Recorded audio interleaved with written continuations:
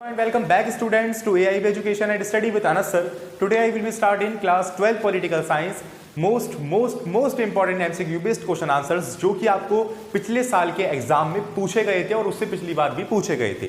सो आज की इस क्लास के अंदर हम बेसिकली उन MCQ बेस्ड क्वेश्चन आंसर्स को कवर करने वाले हैं कि आखिर किस तरीके से हमसे क्वेश्चन पूछे जा सकते हैं कि MCQ बेस्ड पर। आज की इस क्लास के अंदर हम MCQ कवर कर लेते हैं जितने हमसे हो पाएंगे। देन आफ्टर हम कवर करेंगे थोड़े से लॉन्ग क्वेश्चन आंसर, जैसे कि भारत की विदेश नीति क्या है, पाकिस्तान से हमारे संबंध कैसे हैं, चीन के साथ हमारे संबंध कैसे हैं, इस टाइप के क्वेश्चन को हम कवर करना शुरू करेंगे जो कि थ्योरेटिकल है। ठीक है, सो आज की इस क्लास में हम MCQ बेस पर कवर कर लेते हैं, क्योंकि थ्योरेटिकल कभी कभार ऐसा होता है कि आपने कुछ कंटेंट सही भी लिखा है तो एग्जामिनर आपको मार्क्स दे देगा, बट यहीं पर अगर MCQ गलत है तो वो गलत ही माना जाएगा। तो यहाँ पर हमें ध्यान देने बहुत जरूरत पड़ जाती है। तो स्टार्ट करते हैं अपनी क्लास को और समझते हैं हर एक टॉपिक को एक brief, best and short explanation के साथ। So let's start.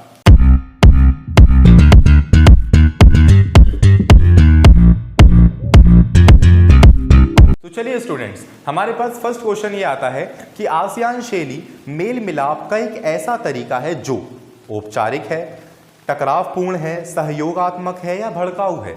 ये आपको चार ऑप्शन दे रखे हैं। वीडियो पॉज कीजिए, इस क्वेश्चन को दोबारा रीड कीजिए और इसके आंसर को कमेंट बॉक्स के अंदर राइट डाउन कीजिए। ठीक है, देन आफ्टर आप चेक कीजिए कि आपका आंसर करेक्ट है या नहीं है। तो देखिए, एक बार दोबारा रिपीट करता हूं मैं। आसियान शैली मेल मिलाप एक ऐसा तरीका है जो कि औपचारिक है, तनावपूर्ण है, टकरावपूर्ण है, सहयोगात्मक है। तो सीधा सा इसका आंसर बन जाता है सी, ऑप्शन सी, सहयोगात्मक। नेक्स्ट क्वेश्चन, निम्नलिखित में से कौन सा देश आसियान का एक संस्थापक सदस्य नहीं है। वीडियो पॉज कीजिए, आंसर लिखिए। पहला सिंगापुर, थाईलैंड, म्यांमार या इंडोनेशिया। तो इसका करेक्ट आंसर है सी, म्यांमार। नेक्स्ट क्वेश्चन, निम्नलिखित में से कौन सा देश दक्षिण एशिया में शामिल नहीं किया जाता। ए बांग्लादेश, चीन, भूटान या मालदीव। वीडियो पॉज, आंसर लिखिए कमेंट बॉक्स के अंदर। तो इसका करेक्ट आंसर है बी, चीन। चीन को किसको दक्षिण एशिया के अंदर काउंट नहीं किया जाता। नेक्स्ट स्टूडेंट्स, नेक्स्ट क्वेश्चन हमारे पास आता है, पाकिस्तान के निम्नलिखित शासकों को उनके शासनकाल के अनुसार व्यवस्थित कीजिए। तो देखिए, शासक कौन से हैं हमारे इसमें, जनरल जियाउल हक, बेनजीर भुट्टो, जनरल मुशर्रफ और जुल्फिकार अली भुट्टो। तो देखिए, इनको क्रम अनुसार अगर हमें लगाना है तो उसका करेक्ट ऑप्शन है ए।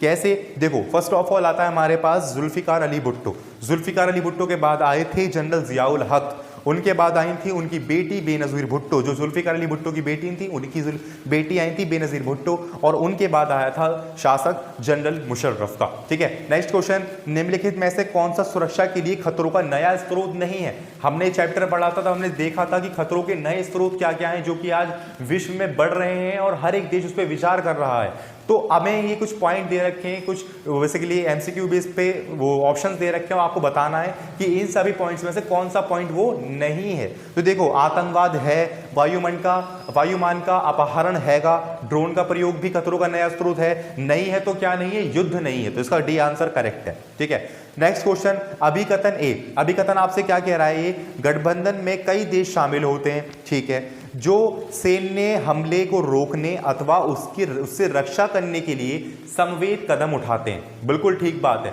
भाई, गठबंधन हम क्यों बनाते हैं, अपनी सुरक्षा को बढ़ाने के लिए, और अगर कोई हम पर हमला करे तो उसका जवाब एक बेसिकली ग्रुप के वे में देने के लिए यही करते हैं ना इसका यूज।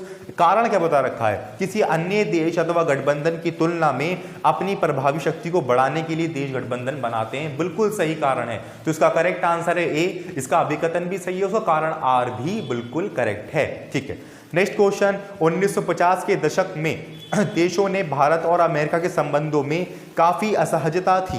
क्यों, तो देखो 1950 का दशक जो था उसके अंदर भारत और अमेरिका के बीच में काफी असहजता थी। ऐसा क्यों है, तो ऑप्शन, भारत के सोवियत संघ के साथ संबंधों में सहभागिता बढ़ रही थी, सोवियत संघ ने हंगरी पर आक्रमण किया, भारत नाटो का सदस्य नहीं था, या भारत गुट निरपेक्ष आंदोलन NAM का संस्थापक सदस्य था। तो देखो, इसका करेक्ट आंसर है ए कि भारत और सोवियत संघ के संबंधों या उनकी मित्रता बढ़ती जा रही थी, इसलिए 1950 के दशक में अमेरिका और भारत के बीच में असहजता बढ़ रही थी। तो इसके साथ आपका ये भी फिनिश हो गया। नेक्स्ट क्वेश्चन पे तरफ बढ़ते हैं हम, 8 क्वेश्चन। तो देखिए, निम्नलिखित में ऐसा कौन सा जवाहरलाल नेहरू की विदेश नीति का प्रमुख लक्ष्य नहीं था, ये ध्यान रखिएगा। तो इसका ऑप्शन है, कठिन संघर्ष से प्राप्त भारत की संप्रभुता को बचाए रखना, बी भारत की क्षेत्रीय अखंडता की रक्षा करना, सी भारत को एक परमाणु शक्ति बढ़ाना और डी तीव्र आर्थिक विकास को बढ़ावा देना। तो देखो भारत के अंदर जो हमारे राष्ट्र प्रधानमंत्री थे जवाहरलाल नेहरू जी, उनकी विदेश नीति का प्रमुख लक्ष्य क्या क्या था? कठिन संघर्ष से प्राप्त संप्रभुता को बचाए रखना हमारा पहला लक्ष्य था, देश की क्षेत्रीय अखंडता को बचाए रखना भी ठीक था और तीव्र आर्थिक विकास को बढ़ाना भी था नहीं तो क्या नहीं था? सी नहीं था, जिसका आंसर है भारत को एक परमाणु शक्ति बनाना। उस समय पर हमारे पास ये विचार भी नहीं था और ना ही हमारा लक्ष्य था। ठीक है, next question, question number 9, Lal Bahadur Shastri से संबंधित निम्नलिखित कथनों में से गलत कथन की पहचान कीजिए। यानी लाल बहादुर शास्त्री जी से संबंधित हमें कुछ कथन गिवन है, उसमें से हमें पहचान करनी है कौन सा गलत कथन है। तो गलत कथन की पहचान करते हैं तो क्वेश्चन पहला ऑप्शन आता है हमारे पास, वर्ष 1960 तक उन्होंने कांग्रेस पार्टी के महासचिव के रूप में कार्य किया। ठीक है, बी ऑप्शन, वे 3 वर्ष के अल्पकाल के लिए संघीय मंत्रिमंडल के सदस्य रहे। एक रेल दुर्घटना का दायित्व आने पर लेते हुए उन्होंने संघीय मंत्रिमंडल से त्यागपत्र दे दिया था। जय जवान जय किसान उनका प्रसिद्ध नारा था। तो देखिए, वीडियो पॉज कीजिए और समझिए इसको, और समझिए और किस तरीके से उन्होंने बात बोल रखी है। तो देखो, इसका जो ऑप्शन है करेक्ट वो है ए और बी दोनों, यानी कि इन दोनों ही सिचुएशंस के अंदर जवाहरलाल नेहरू जी का कोई रोल नहीं था, ये गलत कथन है। ठीक है, next question, question number 10, Bharat में चौथे आम चुनाव से पूर्व निम्नलिखित में से कौन सी समस्याएं थी?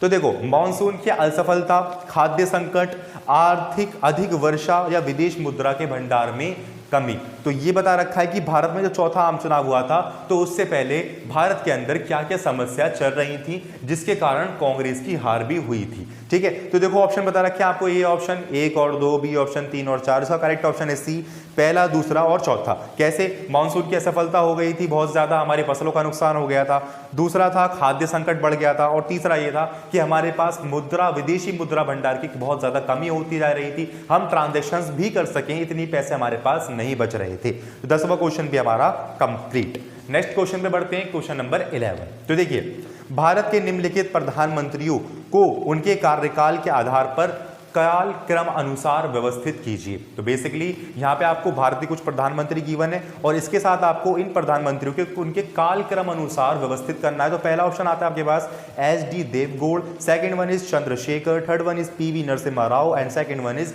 वी.पी. सिंह। सो इसी के साथ आपका करेक्ट ऑप्शन है डी। देखो, सबसे पहले थे हमारे वी.पी. सिंह, उनके बाद थे चंद्रशेखर, उनके बाद थे PV. Narasimha Rao and then last में आते हैं हमारे पास एच.डी. देवगौड़ा। तो बेसिकली जितने भी क्वेश्चन है वो सभी बहुत ज्यादा इंपॉर्टेंट है, आप इन्हें नोट डाउन जरूर करते हो जाइएगा और इनके सभी के आंसर आप जरूर लिखते हो जाइएगा कमेंट बॉक्स के अंदर। ठीक है, नेक्स्ट क्वेश्चन, क्वेश्चन नंबर 12। तो देखिए, 17वीं लोकसभा में स्पष्ट बहुमत, ये एक ऐसा क्वेश्चन है जो कि मिलान के बेस पे आ सकता है, तो आप ध्यान दीजिएगा इस पे कि 17वीं लोकसभा में स्पष्ट बहुमत राष्ट्रीय जनतांत्रिक गठबंधन। ठीक है, दूसरा ऑप्शन मंडल आयोग की सिफारिशों को लागू करना, राष्ट्रीय मोर्चा की सरकार, इसका ऑप्शन सही आंसर।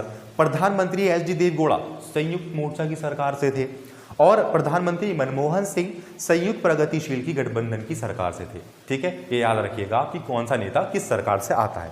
नेक्स्ट क्वेश्चन, खासी हिल्स यानी कि पहाड़ियां भारत के किस राज्य में स्थित हैं? तो मेघालय, मणिपुर, मिजोरम या त्रिपुरा। तो सीधा आंसर इसका ए, मेघालय में स्थित है। ठीक है, नेक्स्ट क्वेश्चन, क्वेश्चन नंबर 14, गुट निरपेक्ष आंदोलन का एक प्रथम शिखर सम्मेलन कहां आयोजित किया गया था? तो देखिए, इसका आंसर है पहला, इसके ऑप्शंस है, पहला आता है काहिरा, बेलग्रेड, भारत या इंडोनेशिया। तो करेक्ट ऑप्शन है बी, बेलग्रेड। बेलग्रेड के अंदर बेसिकली गुट निरपेक्ष आंदोलन का प्रथम शिखर सम्मेलन कहा गया था जिसके अंदर भारत ने पार्टिसिपेट भी किया था। ठीक है, नेक्स्ट क्वेश्चन, क्वेश्चन नंबर 15।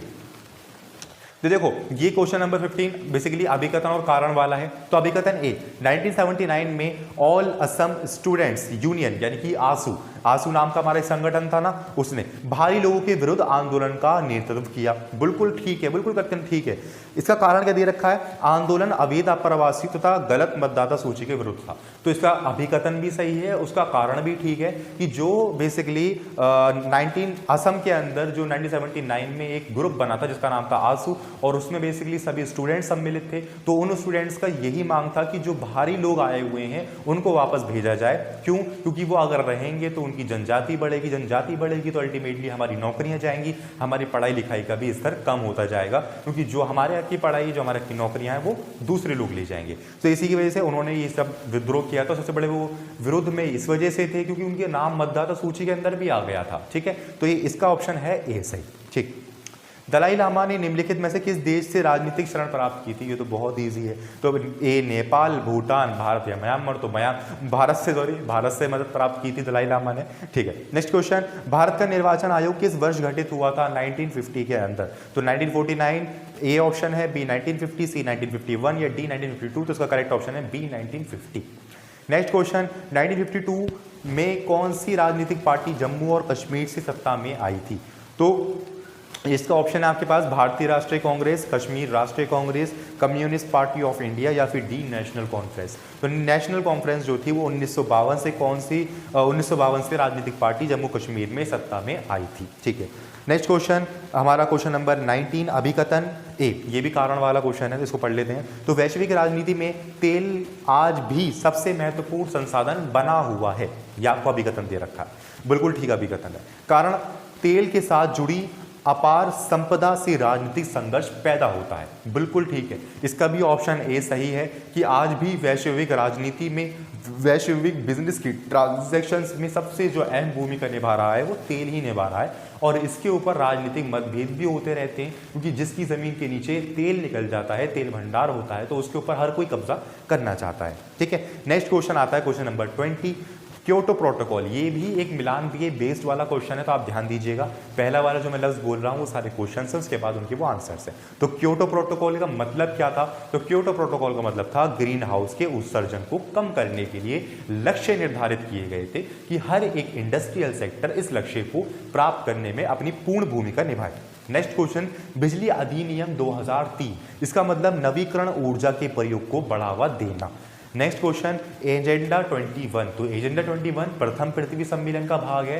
इसके अंदर क्या चीजें हुई थी? इसके अंदर हुआ था कि बेसिकली जो पूरी दुनिया में दो कैटेगरी के अंदर देश डिवाइडेड है, विकसित एंड विकासशील। तो इन दोनों ही कैटेगरीज के अंदर जो मतभेद है कि सारी संपदा की कौन सुरक्षा करेगा, किसकी कितनी जिम्मेदारी है, तो क्योंकि विकासशील देश जो थे वो ये चाहते थे कि साझी संपदा की तरफ से विकसित देशों की ज्यादा जिम्मेदारी है, क्योंकि वो ऑलरेडी विकसित हो चुके हैं। उनके पास जिम्मेदारी आती है कि वो विकसित हो चुके हैं, तो उनकी ज्यादा देखरेख रखें। हम तो अभी डेवलपिंग के प्रोसेस पे, हमने उनका यूज ही नहीं किया, तो हमारे पास कम जिम्मेदारी होनी चाहिए। तो यहीं पर विकसित देशों का यही कहना था कि भाई सारी संपदा सभी की है, तो सबकी जिम्मेदारी बराबर होनी चाहिए। तो एजेंडा 21 आया था और इस मतभेद को खत्म कर दिया था। ठीक है, नेक्स्ट क्वेश्चन, सत्ता पोषणीय विकास यानी परिस्थातिक तंत्र के प्रति अत्यदायित्व के साथ आर्थिक वृद्धि। तो इसका करेक्ट ऑप्शन यहां से ही बन जाता है।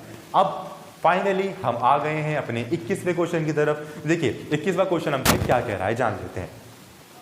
वह लोग क्या कहलाते हैं जो अपने घर बार छोड़कर भाग जाते हैं लेकिन राष्ट्र की सीमाओं के भीतर ही रहते हैं? काफी इंटरेस्टिंग क्वेश्चन है। पहला तो ये होता है कि जो लोग अपना घर बार सब कुछ छोड़ के भाग जाते हैं और देश से बाहर चले जाते हैं, किसी दूसरे देश में चले जाते हैं। ठीक है, अब ये बता रखा है कि वो अपना घर बार सब छोड़ के जा रहे हैं मगर वो देश की सीमाओं के अंदर ही है, तो उनको हम क्या बोलेंगे? उनको हम बोलेंगे भगोड़े, अप्रवासी या आंतरिक रूप से विस्थापन जन या मूल निवासी। तो इसका करेक्ट ऑप्शन है सी, कि आंतरिक रूप से विस्थापन करना, क्योंकि विस्थापन तो वो कर रहे हैं मगर वो विस्थापन आंतरिक ही हो रहा है, देश के अंदर ही वो है। तो इसी के साथ आपके ये 21 क्वेश्चन फिनिश होते हैं। सो होपफुली आपको कोई डाउट नहीं बचा होगा। हर एक चीज़ आपको, हर एक टॉपिक एंड हर एक क्वेश्चन आपको अच्छे से समझ में आया होगा। काफ़ी इंपॉर्टेंट क्वेश्चन है, हर एक क्वेश्चन अपनी इंपॉर्टेंस रखता है, अपनी वेटेज रखता है। आपको सभी पे ध्यान देना है, सभी को नोट डाउन करना है और जब एग्जाम करने जाए तो एक बार रीड आउट कर लीजिएगा। अदरवाइज आपने अब भी ठीक से और अच्छी तरीके से क्लास सुनी होगी, लिसन करी होगी, लिखी होंगी, तो आप अब भी सब चीज़ें याद हो गई होंगी। ठीक है, सो मिलते हैं नेक्स्ट क्लास के अंदर और कवर करेंगे इसी तरीके से और भी interesting and important question answers जो कि एग्जाम पॉइंट ऑफ व्यू से और board exam point of view से काफी ज्यादा इंपॉर्टेंट है। सो मिलते हैं नेक्स्ट क्लास के अंदर। Thank you.